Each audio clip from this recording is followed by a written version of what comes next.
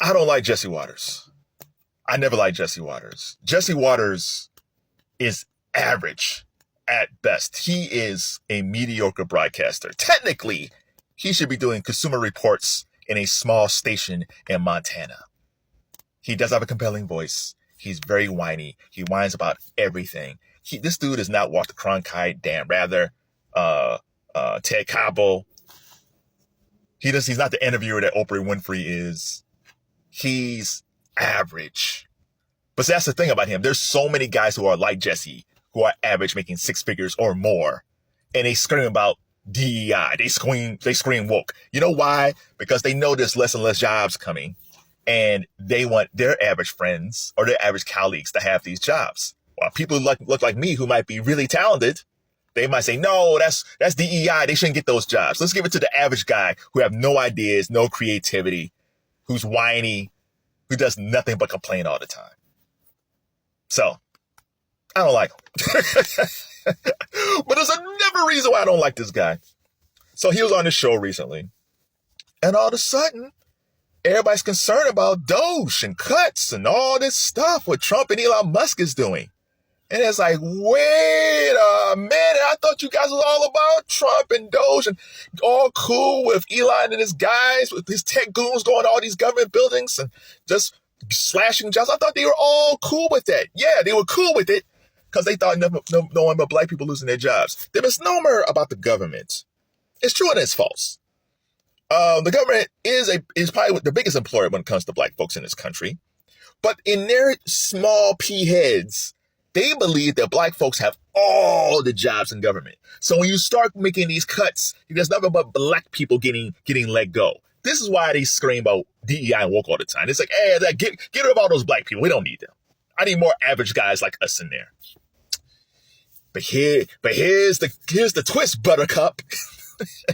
Most of the jobs that they're getting rid of, people like me, we hit that glass ceiling. We just go so far. There's a lucky few to get up there, but we just hit a wall. People that's kind of like Jesse, they're the ones that's moving up, and they're the ones that are losing their jobs.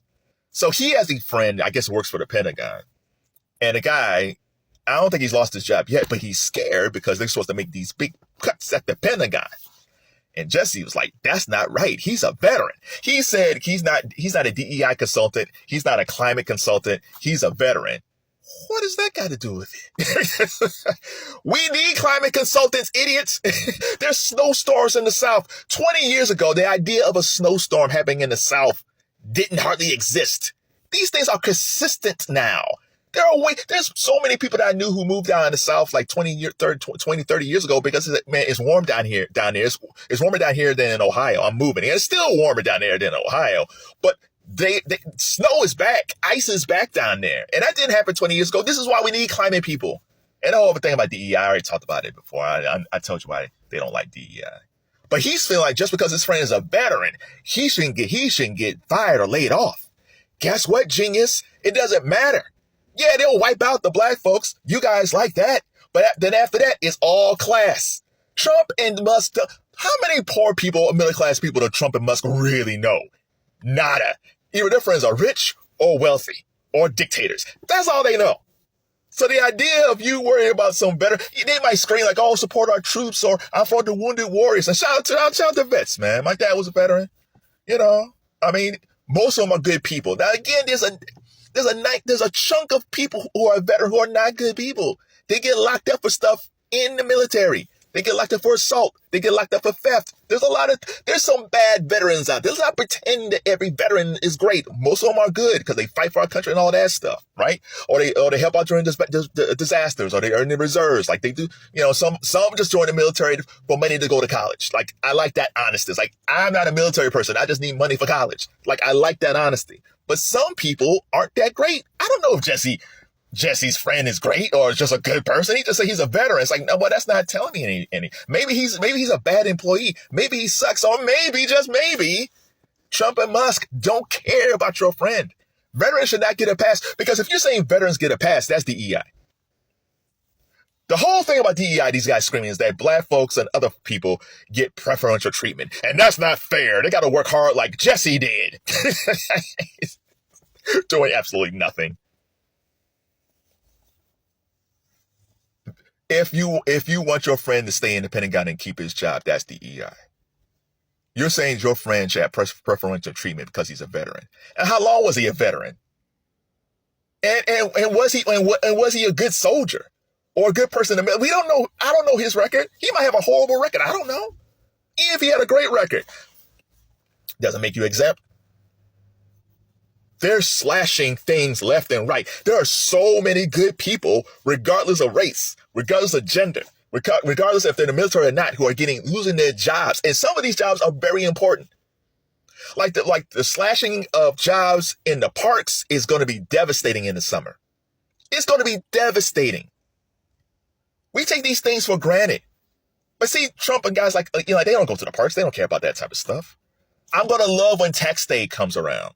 If they continue this trend and fire all these IRS people, I'm gonna love tax season so much because it's gonna be a mess and people are gonna be irate because they're not gonna get their money, or they're gonna mail their stuff in and say, well, we didn't get they mailed their check in or whatever, or they mailed their taxes in and then they get a notice saying that their taxes are late. It's like, what do you mean it's late? I mailed it in like 2 months ago. And it's like, yeah, but things have changed here. But he said, that's not my fault. You guys lost my stuff. Oh my God, it's going to be so good. It's so going to be, man, I hope tax season is a mess. I hate it for the people, but man, our government is going downhill fast. I like it because the Democrats should have been strengthening these laws for the past 4 years, but they didn't do it. Now, I don't think even I didn't think that Trump would be this crazy, this fast. I didn't think Elon would have this much power this fast. I thought it was going to be a gradual thing. So even I'm kind of like, wow, they're moving really fast. Trump's rise and fall is going to go really fast, really quick. Because even the people who voted for him are starting to get affected by this now. There's Congress people, there's Republicans now starting to pop up because they're getting people calling them on the phones like, I'm losing my job. My wife lost my job. My kid lost his job. My grandfather just lost his job. He's close to retirement. All of these things are happening. And it's not my folks. It's Jesse's folks. It's people who looks like Jesse who's doing all this stuff, calling in to all these Republicans, all these Congress people, saying like, hey man, what are you gonna do? You gotta slow this down. There's no slowing down the Trump because Republicans won't do anything.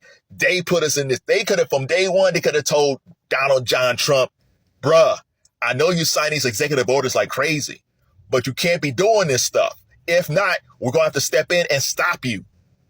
But they didn't do it. I can't even blame Trump at this point. He's just signing away like Kermit the Frog. He doesn't care. And it's like, and they let Elon into these organizations, into these government offices. They say, yeah, go ahead. Congress did this. They could have stopped it. They can still stop it. But again, it wasn't about when it was like hurting me. But I heard that they might get rid of like telehealth. They might get rid of telehealth. You know how many senior citizens use telehealth? Like if you have telehealth on your Medicare, you know how many senior citizens use telehealth? Or people who can't leave their homes use telehealth for a doctor or for therapy?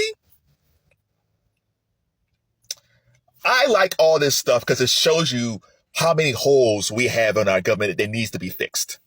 This is a good thing. It sucks short term. Long term is going to be a good thing because we got to shore up some things. It used to be people say, hey, man, like, it's like a wink thing. Just don't do anything crazy in the White House, right? It's like, hey, man, cool. I'll do some stuff. I won't go crazy. This dude don't care. And he got Musk, and you don't care. Musk don't care about. He got 13 kids. He doesn't seem to care about except for the one that was picking boogers on Trump's desk. Was Trump? I think they said he changed the desk. He was like, get this desk away from me. Elon's son put his boogers on it. This is so crazy. So I still hate Jesse Waters. He's a fool. And I'm glad, and I hope his friend and many other friends get laid off. If this is the thing that wake up these people, that it's not just black folks that get rid of, but your folks too, maybe you guys should wake up. But if not, tell your friend to file for unemployment, Jesse.